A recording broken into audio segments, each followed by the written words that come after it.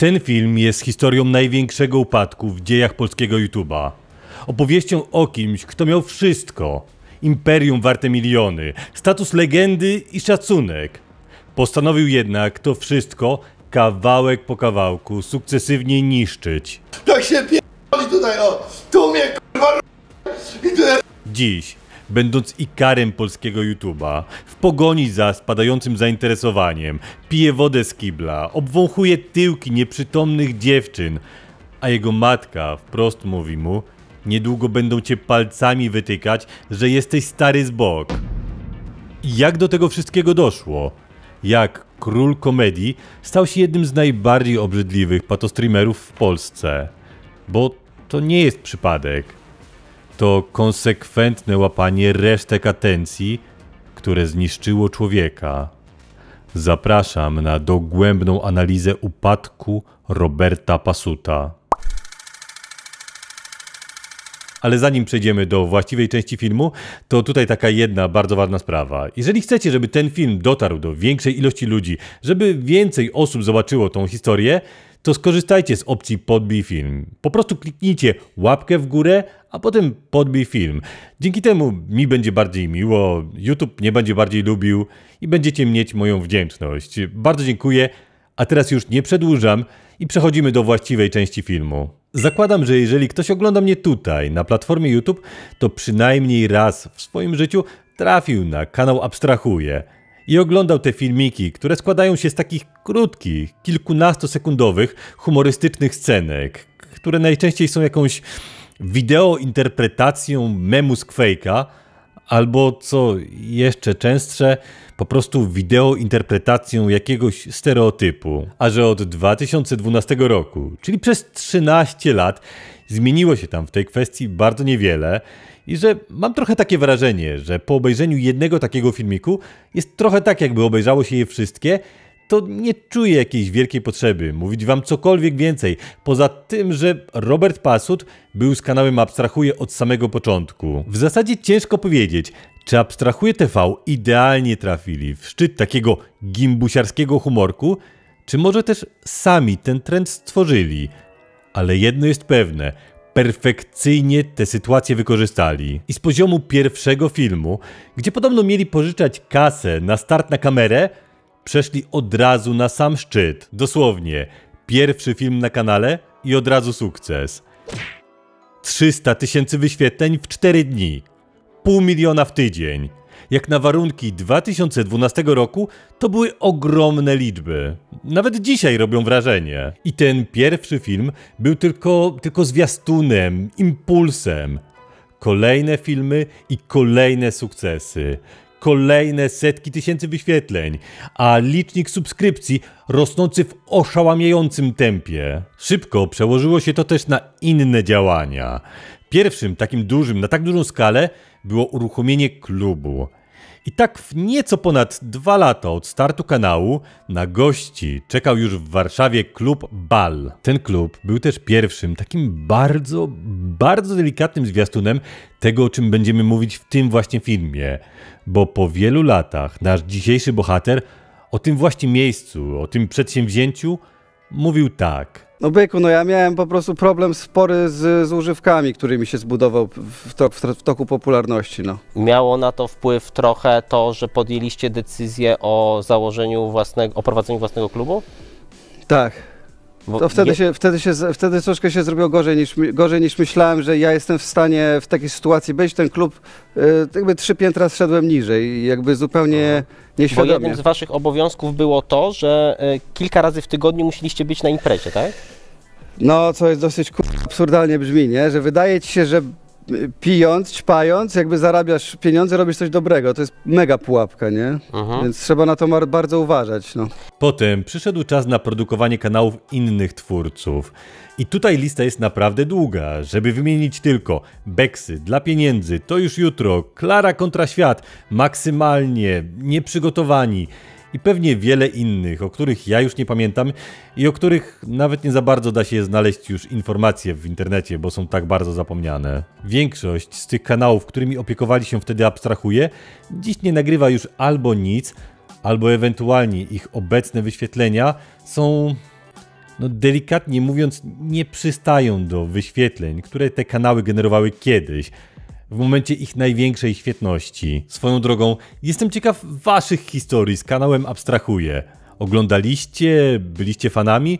A może od samego początku wam to nie siedziało? Albo też w drugą stronę. Na początku nie lubiliście, ale z czasem wam się to spodobało. Napiszcie w komentarzu, bo jestem naprawdę ciekaw. Ogólnie pik Abstra był naprawdę imponujący. Według słów Masnego z 2018 roku cała grupa kanałów zatrudniała blisko 100 osób. 100 osób to już jest niemałe przedsiębiorstwo. I nawet jak z tej setki jakaś znaczna część to są jakieś umowy zlecenie czy jakieś inne świadczenia, no to i tak robi to spore wrażenie. W pewnym momencie podobno wycena spółki miała nawet sięgnąć astronomicznych, jak na ówczesne warunki, 10 milionów złotych. Może z perspektywy tego, co działo się później, czyli choćby tego wielkiego wybuchu ekipy, to nie robi już aż takiego wrażenia. Ale wtedy, w tym 2018 roku, takie liczby budziły ogromny podziw. Robert Pasut był wtedy na szczycie, był udziałowcem dużego przedsiębiorstwa, był biznesmenem, twórcą. Dosłownie, w tamtym momencie był królem internetów. Pierwszy taki poważny wyłom w tym monolicie pokazującym Roberta Pasuta jako króla internetów pojawił się, gdy Sylwester Wardęga nagrał film, w którym opierając się na raporty finansowe publikowane przez spółkę, pokazał, że za fasadą wielkich sukcesów są też jeszcze większe wydatki, że każdy rok był zamykany z milionową stratą. Wynik finansowy Abstra Group w 2019 roku strata minus 3 391 000. Wynik finansowy Abstra Group w 2018 roku strata minus 2 257 000. Wynik finansowy Abstra Group w roku 2017 strata. Przez ostatnie 3 lata chłopaki stracili grubo ponad 7 milionów złotych. Na początku 2020 roku zmuszeni byli wziąć pożyczkę w wysokości 1 000 000 złotych, żeby móc w ogóle kontynuować działalność. Wskazał, że Abstra faktycznie zarabia i zarabia naprawdę dużo, ale też nieproporcjonalnie dużo wydaje na rzeczy, które w takiej YouTube'owej produkcji nie są niezbędne. Takie rzeczy, które owszem fajnie mieć, ale na przykład osoba, która jest specjalnie po to, żeby robić zdjęcia na miniaturki, no to pewnie dodatkowy komfort przy takiej produkcji, ale raczej to nie jest konieczność. Jakby można zrobić film bez takiej osoby, jakby przerzucając te kompetencje na kogoś innego, na operatora czy na inną osobę. A już naprawdę ciężko usprawiedliwić wydawanie pieniędzy na zatrudnienie takiej osoby do produkcji filmiku, który wygeneruje 110 000 wyświetleń. A i te 110 000 wyświetleń nie zawsze były osiągane przez niektóre kanały produkowane przez Abstra. Więc owszem, pieniądze były zarabiane i były zarabiane duże pieniądze, ale równie szybko te pieniądze się po prostu rozpływały. I te pieniądze w grupie Abstra rozpływały się na takie małe rzeczy, które były na wyrost, które na dobrą sprawę były niepotrzebne. I był to jeden z najważniejszych powodów czegoś, co możemy nazwać upadkiem grupy Abstra, której nasz dzisiejszy bohater był współtwórcą. Kolejnym, dość istotnym problemem było to, że ludzie po prostu zaczęli dorastać. Rzeczy, które w 2012 bawiły i które ludzie kochali, w 2019, czyli 7 lat później, już trochę trąciły myszką. Widownia, która do tej pory oglądała Abstrahuję, prawdopodobnie w jakimś stopniu przerzuciła się na inne, trochę poważniejsze treści. Choćby na przykład na takiego Saifana, który mniej więcej w tym samym momencie nagrywał swoją serię o płaskiej ziemi. Albo może przerzucili się na filmy Krzysztofa Gonciarza, który w 2019 roku gromadził ogromne wyświetlenia na filmie z Prypeci. Czy nawet taki kanał Na Gałęzi, który największe swoje sukcesy, największe wyświetlenia generował w tamtym momencie, gdy, jak mi się wydaje, ludzie powoli zaczęli nudzić się treściami od Abstra. Co więcej, na to wszystko wszedł jeden nowy gracz, który sprawił, że najmłodsza widownia skupiła się właśnie na nim. Bo tak, najmłodsi, którzy wcześniej oglądali filmiki od Abstrahuję, teraz woleli strzały dopaminowe z filmików Freeza i ekipy zamiast boomerskich scenek. No i na koniec było wtedy jeszcze kilka, jeśli nie kilkanaście innych kanałów, które robiły bardzo podobne rzeczy, czyli kilkunastosekundowe scenki, które miały pokazywać jakiś absurd rzeczywistości, albo humorystyczne sytuacje, z którymi możemy się utożsamić. Więc siłą rzeczy miejsca na tym rynku było stosunkowo niewiele. To wszystko doprowadziło do pierwszego rozpadu ekipy Abstrahuje TV. Pierwszy odpadł Rafał Masny, który zaczął działać bardziej na swój rachunek. I mimo, że jego kanały nie gromadzą już takich wyświetleń jak kiedyś, to jednak trzeba mu przyznać, że próbował robić coś swojego. Coś poza ten sprawdzony i ograny do granic możliwości schemat. I w Abstrahuje nie było już 3 przyjaciół. A jak później się okazało, gdy Robert Pasut zaczął mówić o swoim podejściu do różnych relacji... To jest taka relacja bardziej, że tacy, wiesz, bracia u broni, idziemy, mamy misję, a nie przyjaźń. To nie jest taka czysta przyjaźń. Przy czym ja uważam, że Czarek nie jest moim przyjacielem, jest właśnie takim partners in crime. To 3 przyjaciół nie było tam nigdy. Już nie było tego składu, który od początku tworzył filmiki. I mimo, że podejściu Masnego i po jakimś takim uproszczeniu formuły filmiki zdawały się odzyskiwać świeżość, to jednak nie sposób zaprzeczyć temu, że tutaj możemy wskazać na zaczynający się trend rozpadu. Potem po różnych przejściach z projektu wymiksował się też sam Pasut. Rozpisanie całego timeline'u, kiedy dokładnie Robert Pasut przestał uczestniczyć w projekcie Abstrahuje, niepotrzebnie wydłużyłoby tylko ten film. Ale ważne jest to, że w tym nieco tonącym okręcie pozostał tylko Czarek, który od samego początku robi cały czas to samo, czyli proste scenki na jakiś temat. Natomiast Pasut poszedł swoją drogą. I ta droga była bardzo osobliwa. Na tej drodze były choćby vlogi z ówczesną partnerką Wiksą. No dobrze, a jesteś ze mną dla mojego majątku? Dla twojego czego? Dla wynajętego mieszkania? Dobra, cicho. I samochodu. Cicho! Były, no z braku lepszego słowa, sądy uliczne. Czy jakkolwiek chcielibyśmy nazywać chodzenie wieczorem po ulicy i nagrywanie rozmów z pijanymi i naćpanymi ludźmi. Nie, każdy tak mówi.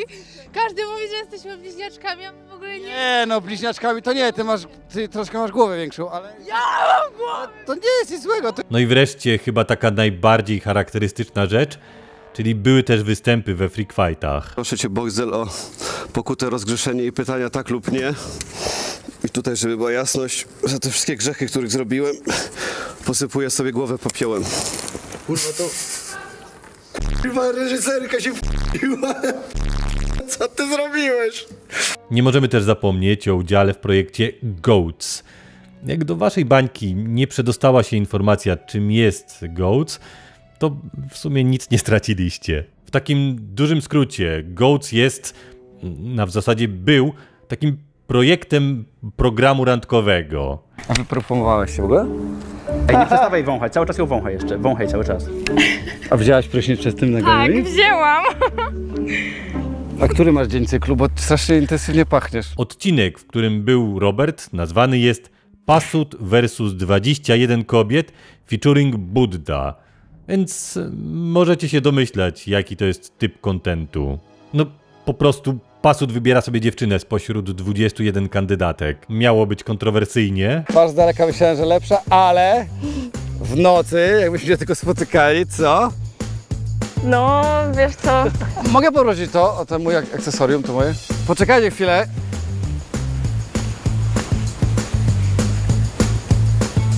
Miało być jechanie po krawędzi. Podobno jesteś odważna, to chciałbym, żebyś pokazała mi pozycję kota.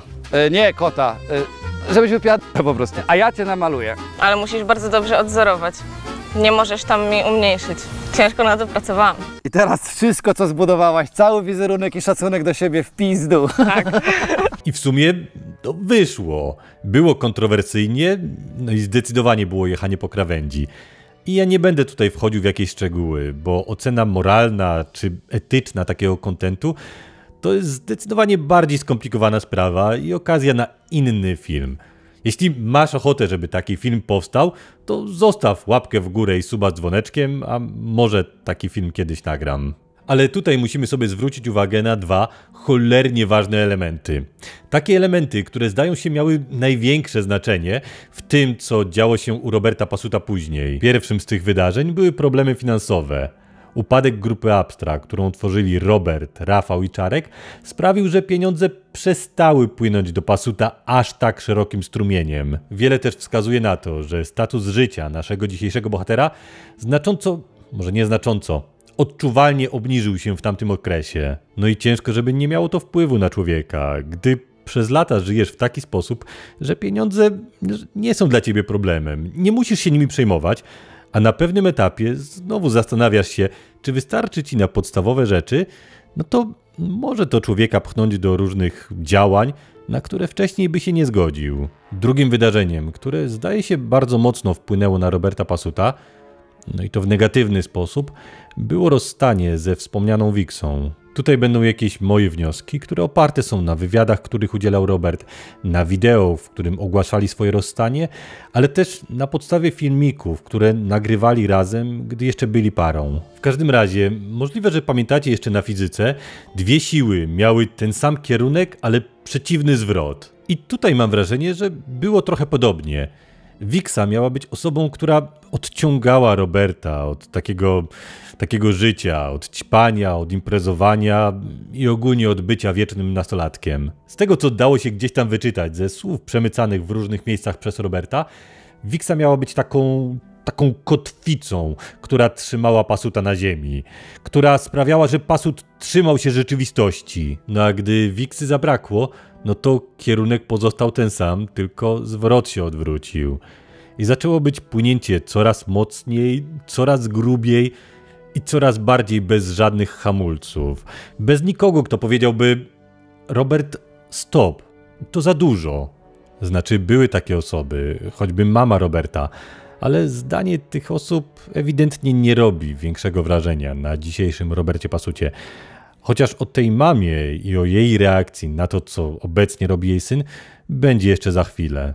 Ale prawdziwa implozja, która doprowadziła do kaskady coraz bardziej obrzydliwych zachowań, nastąpiła po występie Roberta Passuta u Revo i Gimpera w podcaście Zgrzyt. Było tam naprawdę dużo głupot. Trochę tak, jakby Passut ze wszystkich sił starał się wcisnąć w te 2 godziny podcastu jak najwięcej poddymiających wypowiedzi. Były tam kwiatki, choćby na temat tak zwanych szonów, czyli kobiet, które, w opinii Roberta, zbyt frywolnie podchodzą do tematu kontaktów płciowych.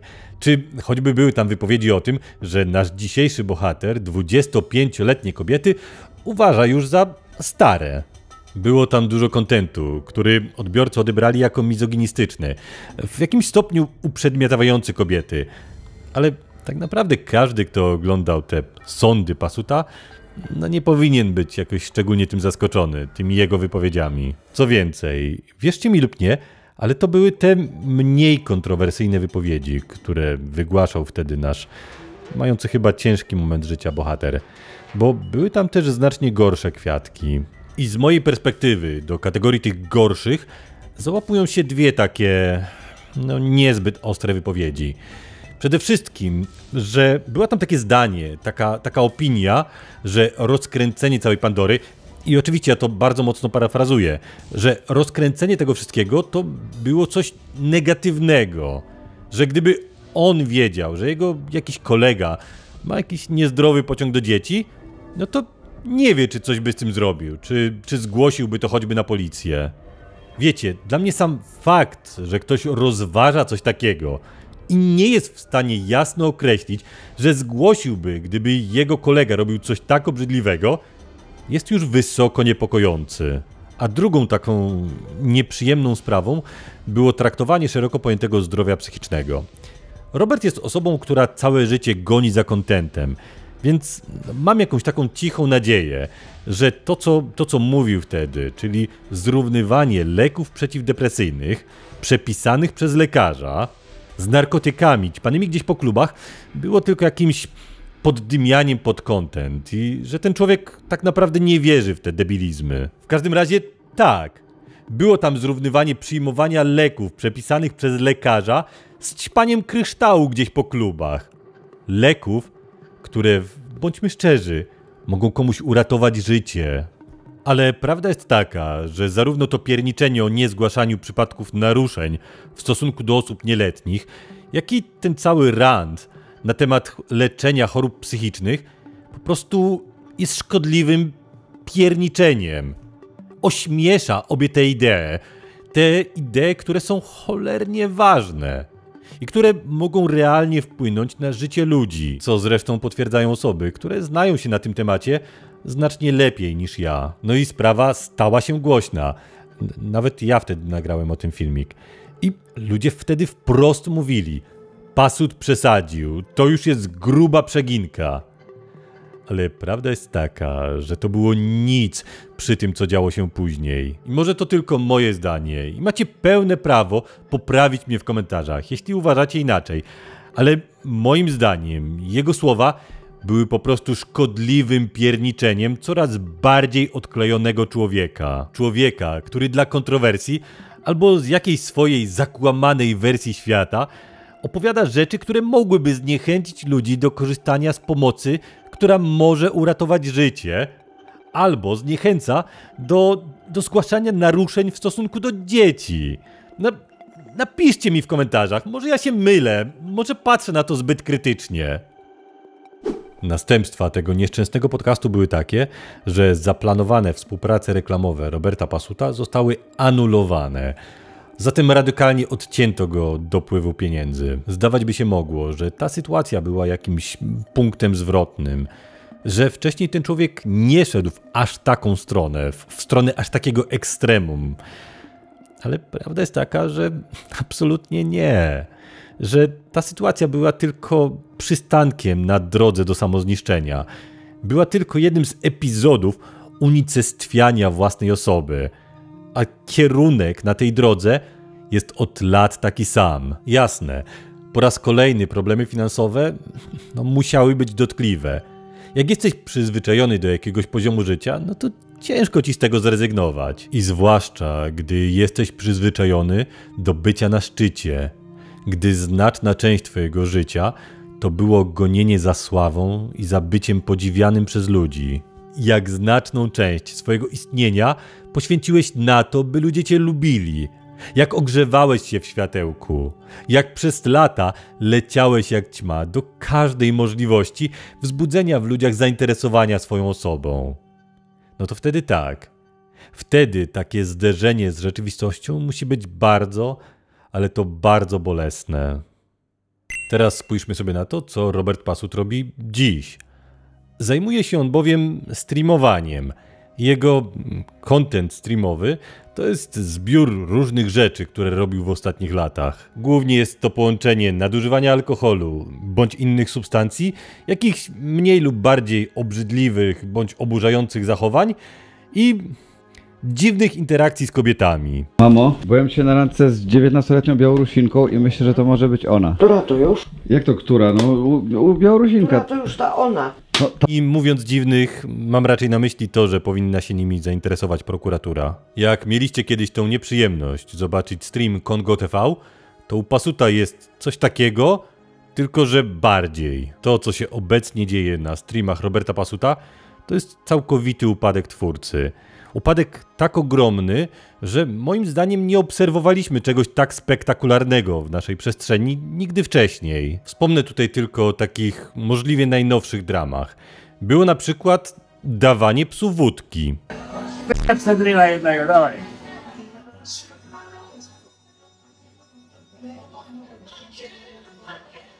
Ale dobry, co?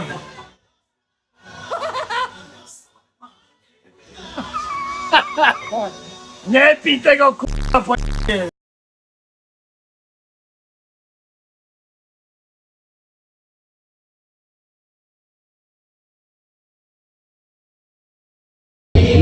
Właśnie kurwa, ty szmok, ty kurwa s***ko. Co ty kurwa robisz? Jak wy możecie takie kurwa p***ane rzeczy w domu trzymać? Co ona robi? No albo czegoś, co jak wódka wygląda. I akurat takim zupełnym przypadkiem też jest nalane do kieliszka. Oprócz tego było też na przykład picie wody z ubikacji. To leci mocno. I to jest normalnie czysta woda, to możecie pić tę wodę normalnie. Bo to jest normalna woda, widzowie. To nie musicie się bać w ogóle tego.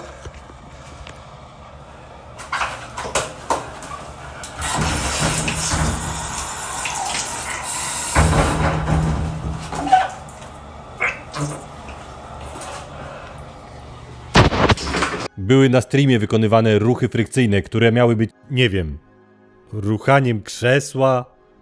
Niestety tego wam tutaj nie mogę pokazać, bo za to z automatu YouTube da mi demonetyzację, ale jak dobrze poszukacie, to w internecie nadal jest pełno klipów z tego performance'u. Było lizanie i ssanie stóp jakiejś randomowej dziewczyny.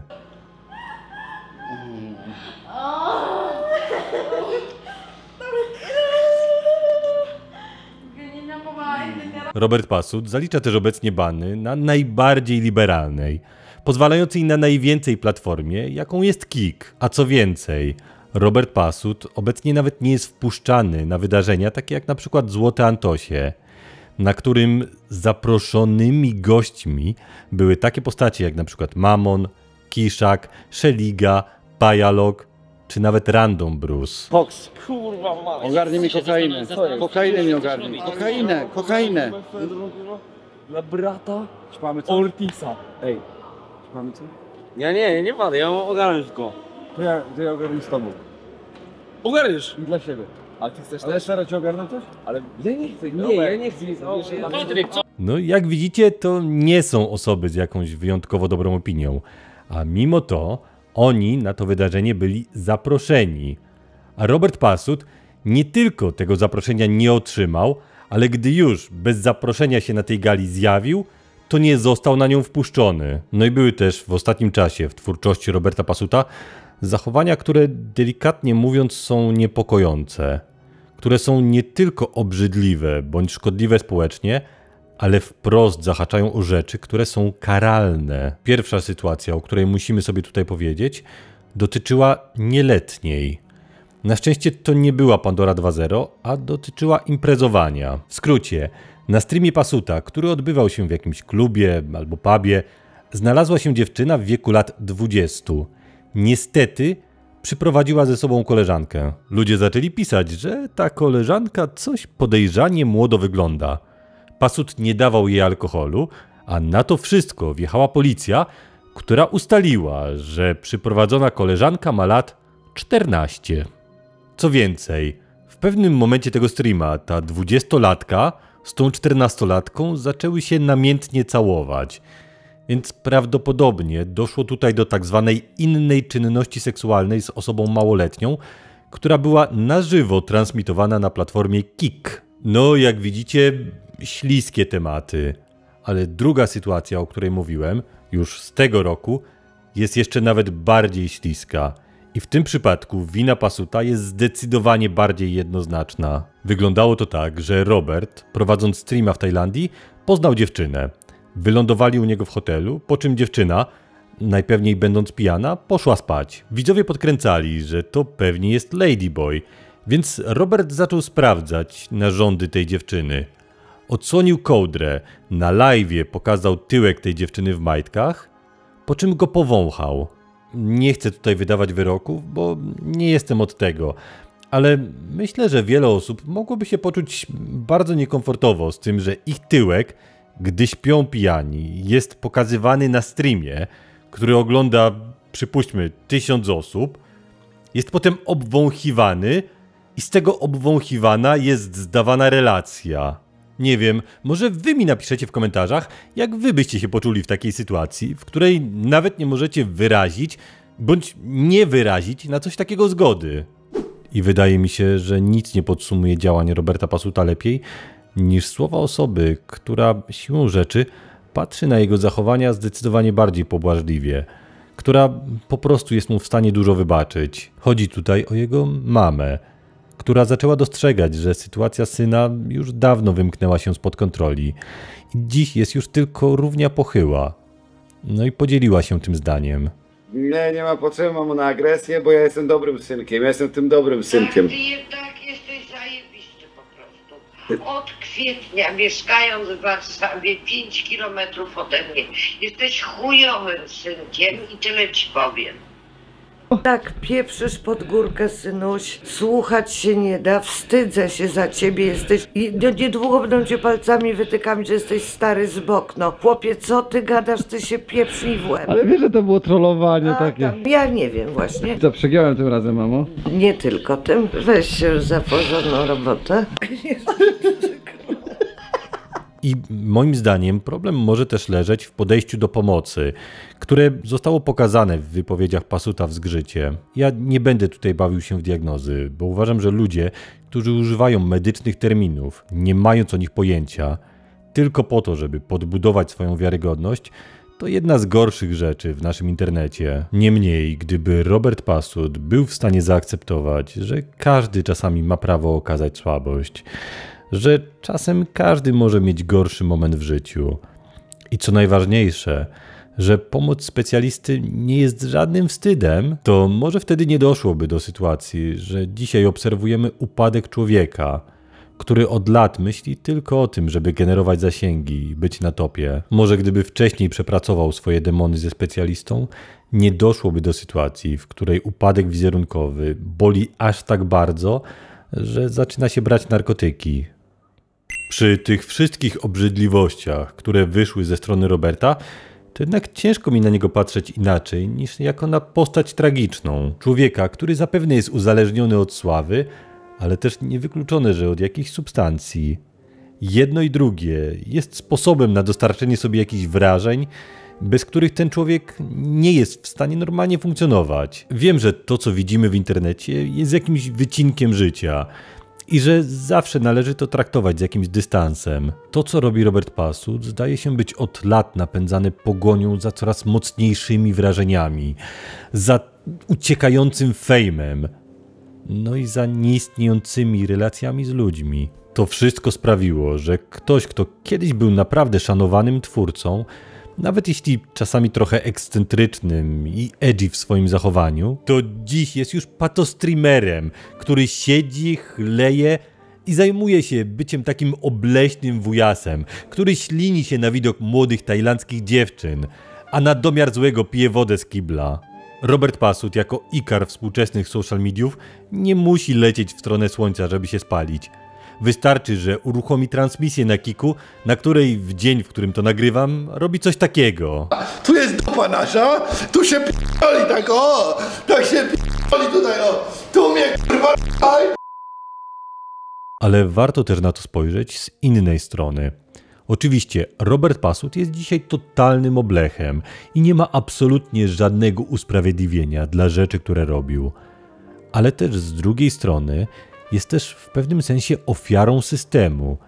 I wiem, jak to brzmi, ale posłuchajcie mnie. Social media i w sumie media tradycyjne też działają na zasadzie emocji, które generują dane treści. Jeśli jakieś wydarzenia są w stanie tych emocji wygenerować dużo, jeśli ludzie są zaangażowani, to algorytm pcha dalej takie treści. A jakie wydarzenia wywołują najmocniejsze emocje? Oczywiście tragedie naturalne, śmierć i skandale obyczajowe. Spójrzcie na to tak. Co w ostatnich latach było wydarzeniem, które wywołało największe zainteresowanie odbiorców? No, oczywiście wspomniany Pandora Gate, czyli typowy skandal obyczajowy. I teraz tak, będąc uzależnionym od uwagi ludzi i chcąc dalej dostarczać sobie ten narkotyk, musisz mieć świadomość tego, że treści, które publikujesz, muszą wzbudzać w odbiorcach emocje. Jedni w tej pogoni za emocjami odbiorców ograniczają się tylko do clickbaitowych tytułów. Albo na przykład kanały historyczne nagrywają o jakimś wyjątkowo nośnym temacie. A jak jesteś kanałem komentarzy, to znajdziesz sobie jakiś bardziej polaryzujący temat. Gorzej jednak, jak jesteś kimś takim jak Robert Passut i jak chcesz jakąś dramę, jakąś kontrowersję, to sobie ją musisz stworzyć sam. I to właśnie doprowadza do tego poddymiania, do robienia absolutnie obrzydliwych rzeczy, tylko po to, żeby ludzie o tym mówili. Ale warto na to spojrzeć jeszcze w jeden sposób. Po drugiej stronie jesteśmy my, odbiorcy. To my, oglądając dane treści, napędzamy ten algorytm. To my i nasza uwaga jest paliwem dla tego algorytmu, który promuje takie patologiczne zachowania. Co więcej, zostawiając prowokacyjne komentarze, czy na przykład wysyłając donaty, w pewnym stopniu pociągamy za sznurki, popychając do określonych działań. I tutaj ta sytuacja z tą dziewczyną w hotelu, gdzie Passut w odpowiedzi na komentarze ludzi zaczął robić te obrzydliwe rzeczy, jest najlepszym przykładem tego, że udział widzów w tym wszystkim jest istotny. absolutnie nie sprawia to, że to, co robił Pasut, nie było obrzydliwe, nie było karygodne. Ale jednak widzowie tutaj się też nie popisali i też dorzucili tutaj swoje 3 grosze. Więc warto zastanowić się, gdzie jest granica i kto jest odpowiedzialny. Czy tylko sam ten patostreamer, który w pogoni za atencją zrobi najgorsze gówno, czy też ludzie, którzy w jakimś stopniu nakręcają go i prowokują do coraz skrajniejszych zachowań? Pora na was. Co myślicie o historii Roberta Pasuta? Widzicie go bardziej jako zwyrola, czy bardziej jako ofiarę systemu? Zostawcie komentarz, napiszcie co myślicie. Ja generalnie czytam wszystkie komentarze i chciałbym, żeby stworzyło się tutaj miejsce, gdzie możemy wymienić się swoim zdaniem i być może wszyscy na tym skorzystamy. A jak chcesz więcej takich filmów jak ten, no to zostaw łapkę w górę i podbij ten film. No i możesz też zostawić suba z dzwoneczkiem. Wtedy dostaniesz info o nowych filmach. Takich jak ten, albo i ciekawszych. W międzyczasie możesz zajrzeć do playlisty z innymi filmami na tym kanale. A teraz na ekranie macie listę wspaniałych wspierających ten kanał. To dzięki tym wspaniałym osobom ja mogę robić to, co robię. Czyli opowiadać wam o ciekawych historiach z internetu i wzbogacić to o jakieś kwestie społeczne i moje wnioski. Dziękuję. A teraz trzymajcie się cieplutko. Dbajcie o siebie, dbajcie o swoich bliskich. Do zobaczenia. Cześć.